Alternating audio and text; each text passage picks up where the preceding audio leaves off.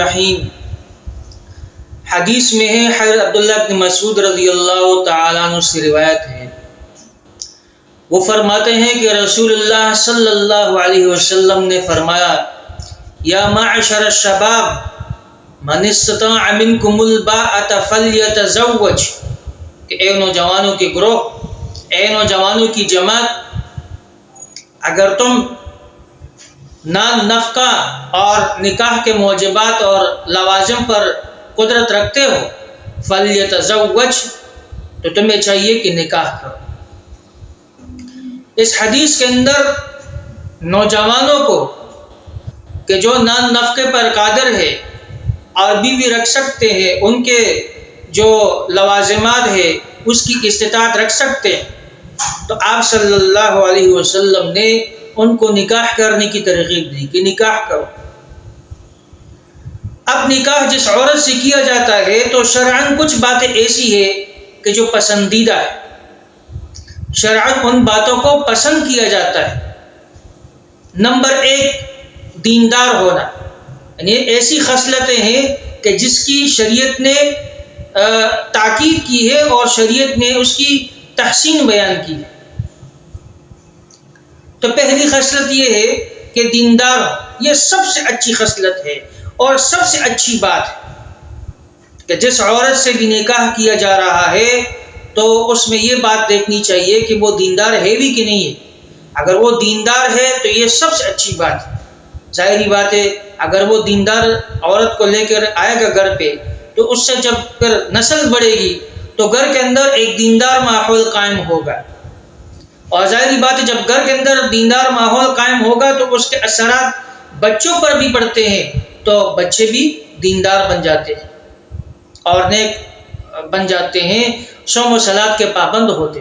لیکن اگر عورت ہی دیندار نہ ہو، بے دین ہو، تو پھر ایسی صورت میں گھر کا نظام بگڑ جاتا ہے۔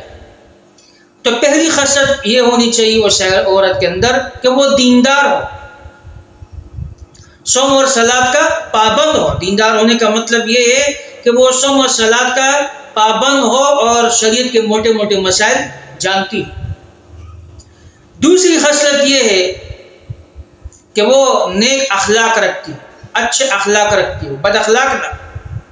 حدیث میں آتا ہے، نبی اکرم صلی اللہ علیہ وسلم نے فرمایا، الدنیا کلها متاع وخیر متاع الدنیا المرأة الصالحہ، کہ یہ جو دنیا ہے یہ تمام سامان کی جگہ ہے، مال و متاع ہے، اور اس میں جو بہترین چیز ہے وہ صالح نیکوکار عورت۔ تو دوسری خصلت یہ ہے کہ وہ با اخلاق ہو، بد اخلاق نہ ہو۔ اگر بد اخلاق ہوگی تو روز جھگڑے ہوں گے اور گھر کا نظام درم برم ہو جائے۔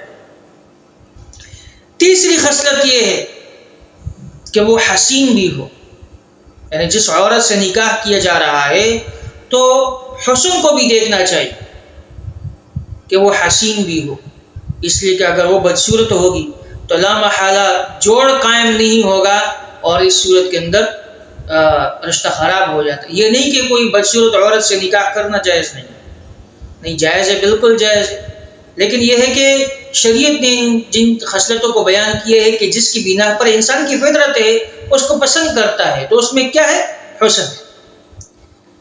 چوتھی چیز ہے کہ جس عورت سے نکاح کیا جا رہا ہو تو اس کا مہر بھی کم، یعنی اس کے خاندان میں پیچھے لوگوں کے جو عورتوں کا جو مہر آ رہا ہے وہ کم مقدار میں ہے، اور ظاہری بات ہے وہ نکاح سب سے زیادہ بابرکت اور عظیم نکاح ہے کہ جس نکاح کے اندر مہر کم۔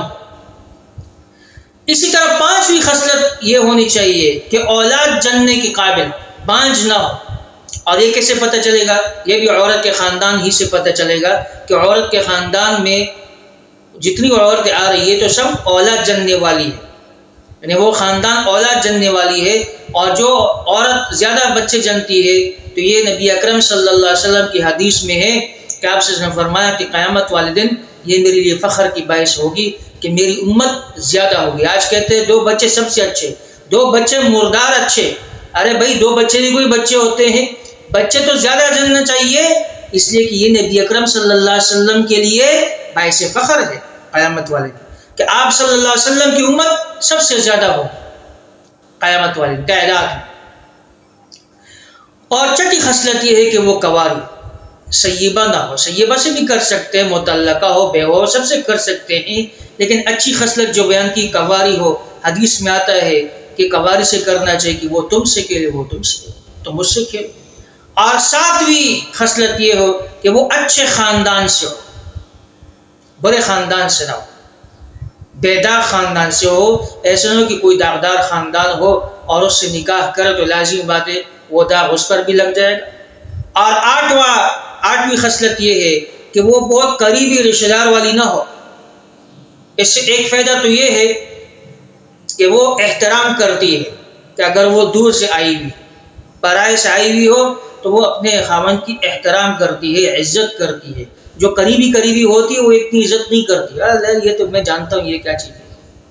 اور دوسری بات یہ ہے کہ خاندان کے اندر جمہوری سی بیماری ہوتی ہے، اس سے وہ ختم ہو جاتی ہے۔ اگر وہ دوسری جگہ سے عورت لے کے آتا ہے اپنے خاندان سے ہٹ کر کے، تو اس میں ایک فائدہ یہ ہے کہ جو خاندان میں جو جمہوری سی بیماری چل رہی ہوتی ہے اس سے وہ ختم ہو جاتی ہے۔